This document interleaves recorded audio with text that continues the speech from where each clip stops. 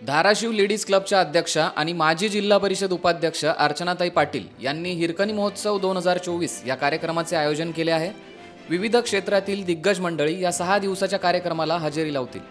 उद्यापासून म्हणजेच दिनांक 5 जानेवारीपासून 10 जानेवारी 2024 पर्यंत हा महोत्सव सुरू असणार आहे। या महोत्सवाला आमदार राणा जगजितसिंह पाटील यांची प्रमुख उपस्थिती राहणार असून या कार्यक्रमाचे ग्रामविकास व पर्यटन मंत्री गिरीश महाजन यांच्या हस्ते उद्या उद्घाटन होणार आहे।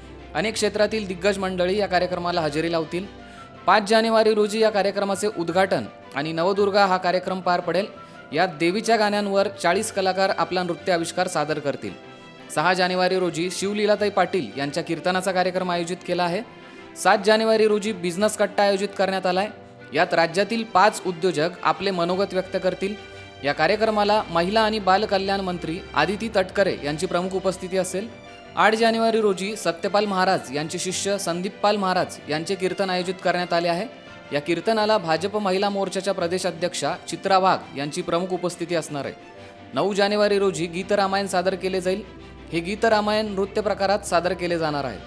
10 जानेवारी रोजी लग्न पहावे करून हा गौरी कानिटकर आणि तन्मय कानिटकर यांचा कार्यक्रम पार पडणार आहे। तसेच या कार्यक्रमामध्ये धाराशिव जिल्ह्यातील महिलांच्या बचत गटातर्फे 150 स्टॉल लावण्यात येणार आहेत। यातून महाराष्ट्रातील खाद्य संस्कृतीचे दर्शन या ठिकाणी होईल।